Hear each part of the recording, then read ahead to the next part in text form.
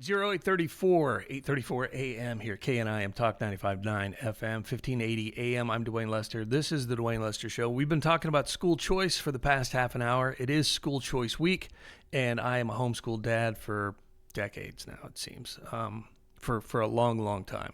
And I met our next guest, Corey DeAngelis. Last time I actually saw you in person, we were in New Hampshire. It was cold. It was at the Liberty Forum. Your flight was delayed, and we chatted outside for a bit. But it's great to have you on the show. Thanks for being here. Yeah, thanks, Duane. Good talking to you. So tell me, how did you get so involved? I mean, I'm looking at your X profile, school choice evangelist. I believe that's something someone called you, right? That's like a pejorative they were using against you? Yeah, I'll take it. Yeah, I often look at someone and say, well, I've been called worse. So Yeah. How did you get involved in the school choice movement? Yeah, I actually started as a researcher at the University of Arkansas. I did a PhD in education policy. So you can call me doctor, but I'm not a real doctor. I'm more like a Jill Biden doctor. So I could help you with education stuff, but not the really important stuff. But no, I did my first study at the University of Arkansas that thrust me into the national conversation, which linked the Milwaukee private school choice program that started in 1990 to a long-term outcome that's really important, whether you get involved in the criminal justice system. And we found large reductions in crime associated with school choice. So lo and behold, you get access to a better school, you get a scholarship to go to a private institution, maybe a religious school. You get more character development. You're less likely to be involved in the drugs and the gangs that are more prevalent in the government-run school system, and it leads to a better, more fulfilling life. Especially if you can get a better education, you're more likely to get a job, and if you're more likely to get a job, you'll be less likely to be involved with crime. So that was my first study, and I've since done 40 peer-reviewed articles on the issue, mostly of school choice. And I thought I was going to go into academia, Duane, but I saw really quickly that was going to be an uphill battle. The people in the peer review process were more like my enemies than anything else, and they just totally disagreed with everything I stood for. Most education programs are full of far-left radicals. 99% of them are Marxist.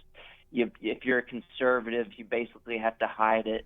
And I didn't want to do that, so I went to think tanks. I've been a full-blown advocate ever since.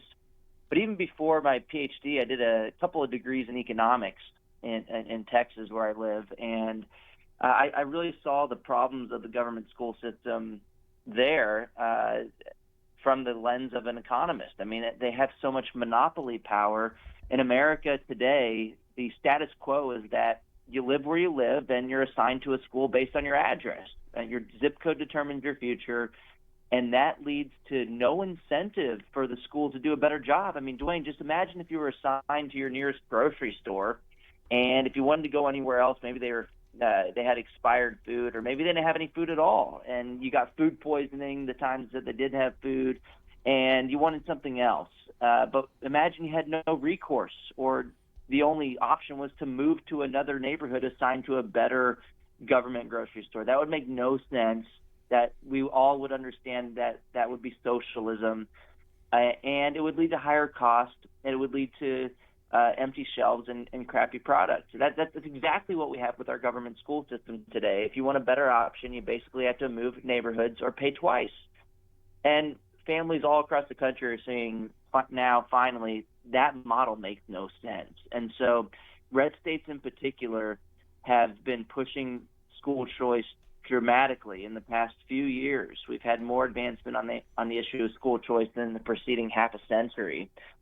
And the Republicans are really picking up the football as the parents' party. I live in Texas. We have universal school choice now. Florida's done it. Missouri's taken great steps towards the vision of universal school choice, but it's not done.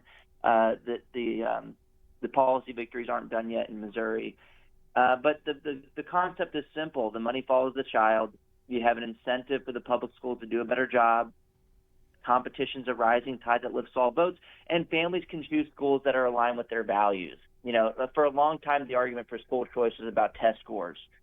That's important, but I'd argue what's even more important is families not being forced to send their kids to institutions that go against everything that they're trying to teach at home, that conflict with your worldview.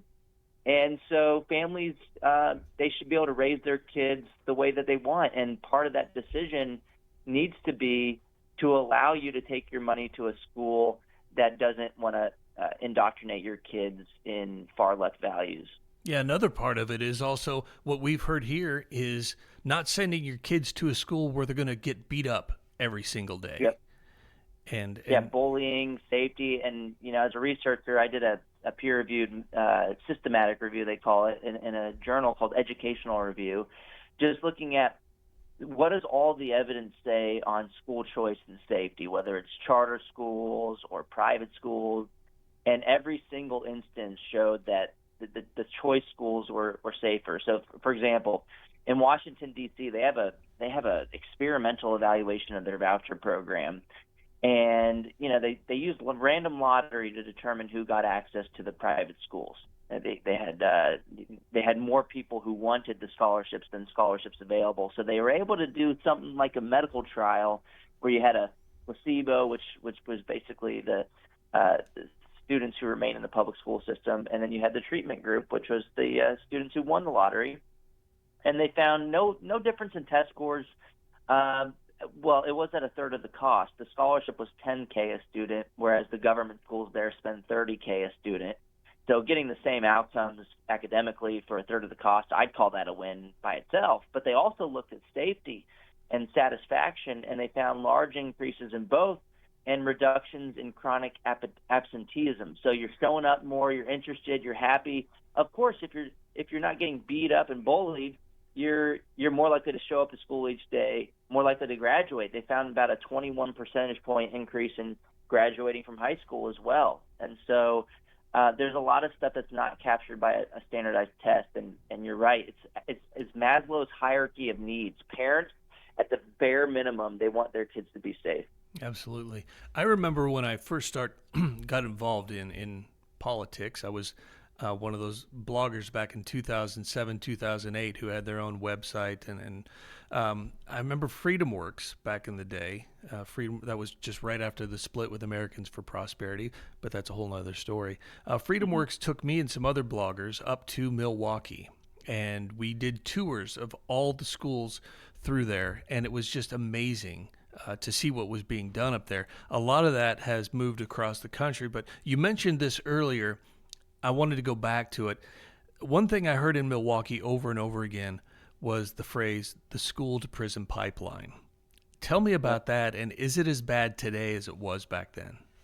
Yeah, it's worse. And if you look at the new FBI report that just came out, I wrote about it at Fox News, it's found that there was at least 1.3 million crimes committed at school campuses across the country, and about 500,000 of those were physical assaults. Tens and thousands of them were cases of sexual abuse. And so, the school system's a mess, and throwing more money at the problem hasn't solved any of these things. I mean, you look in Chicago, where they have a lot of crime. They have 55 public schools with not a single kid proficient in math, and I bet you that the safety issues are even worse than their academic issues. And it's not for lack of money. They spend $30,000 a kid in Chicago. And you know what? The teachers union president out there, her name's Stacey Davis Gates. She called school choice racist a couple of years ago, and of course she did, because that's their line for everything. Everything they don't like is racist. They throw everything at the wall, see what sticks.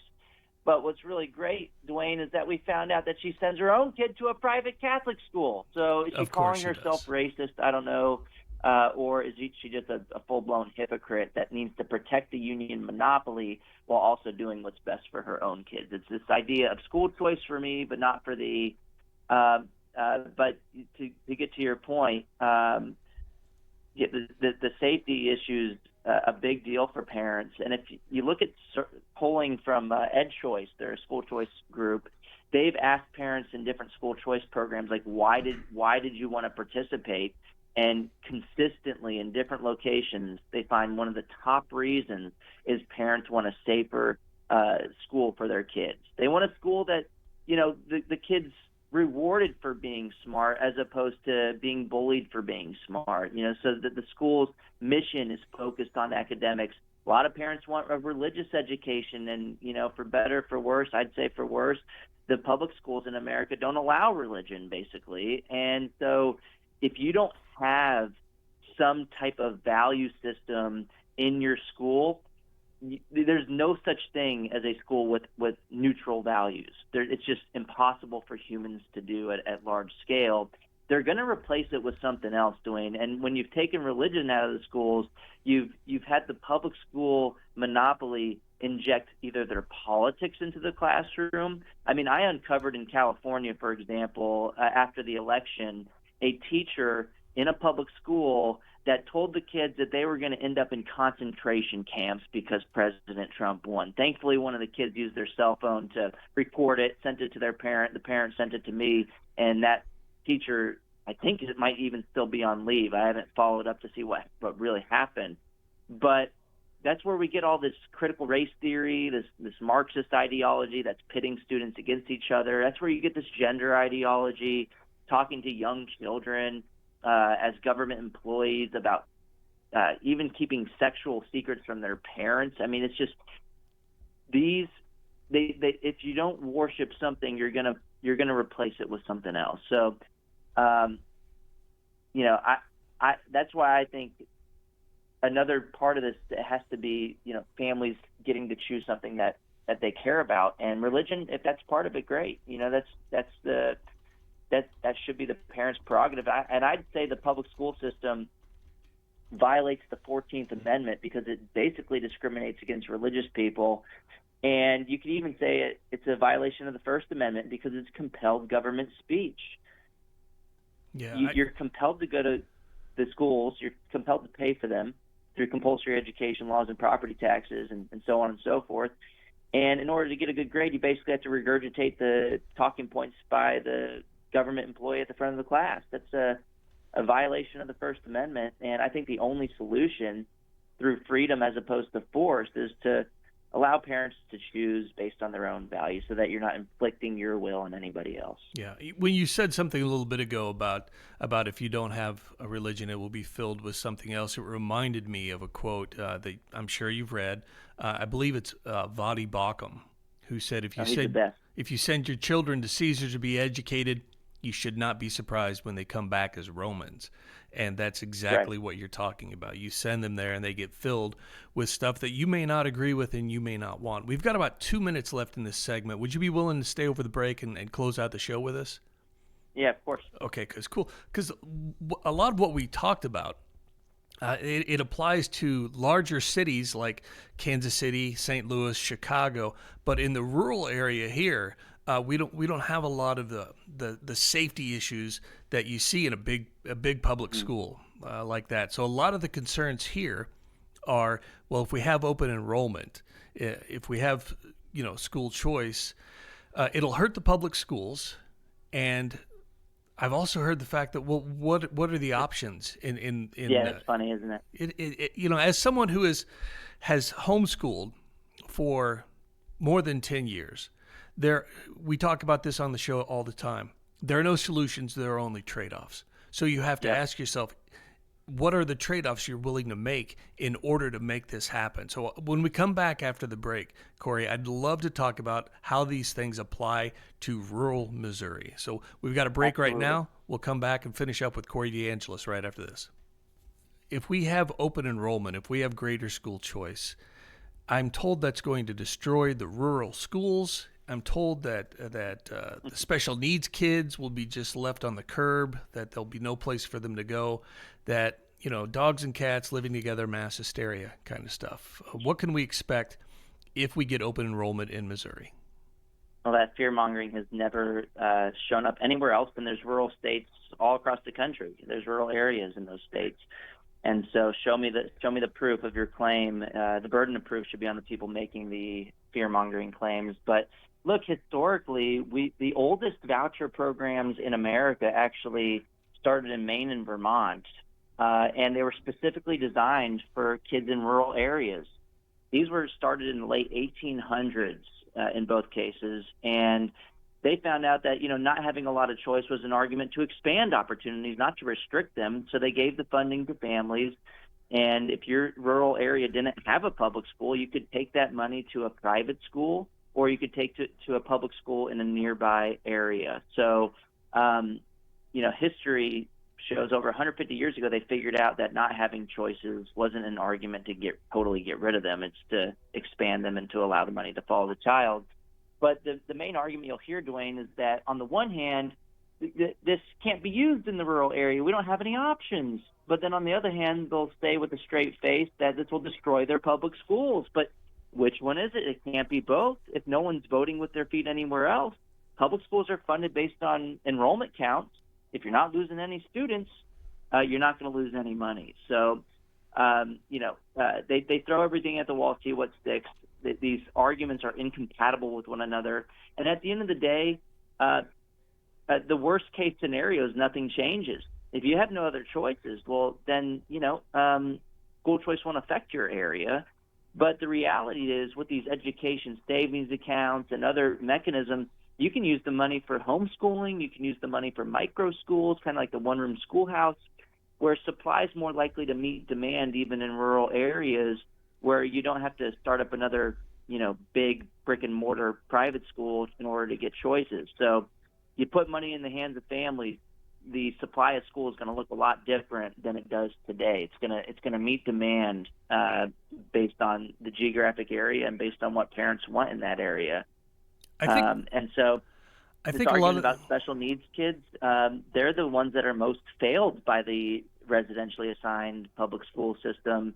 They have unique needs, and so a one-size-fits-all system is not going to work for them. And if anything, this kind of federal involvement for special needs kids is just a box-checking mechanism that, they put kids into a corner of the school and they say, oh, look, we hired this, that, or the other person. We checked this box, and that means we met their needs. No, everybody knows that is a lie. And so giving those kids an opportunity will give them a better chance at success. And in fact, about 20 states had their school choice programs start specifically for kids with special needs. And in fact, under the federal Individuals with Disabilities Education Law, all across the country right now, even if you don't have a private school choice program, if you have a kid with special needs, well, if the district's not meeting their needs, you can take the district to court and say, and this is happening already. Parents are getting their private school tuition paid for by the district because they're routinely having their needs not being met in the public school system. So that mechanism already exists. School choice is already helping kids with special needs. We should just make it available for everybody, because why should you have to go fight to a court to prove that your kid isn't having their needs met in the public school system? That should just be your decision as a parent.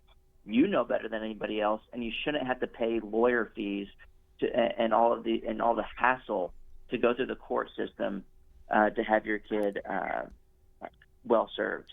I completely agree. We've got less than a minute left. And one thing I wanted to point out is a lot of what you hear from the opponents comes from a very egocentric, centrally planner worldview that, well, I do this and therefore everybody will do this.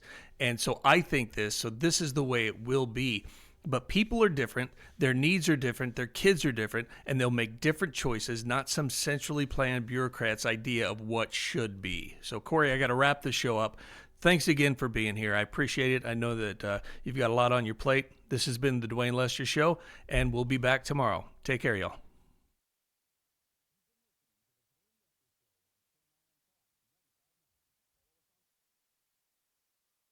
You still there?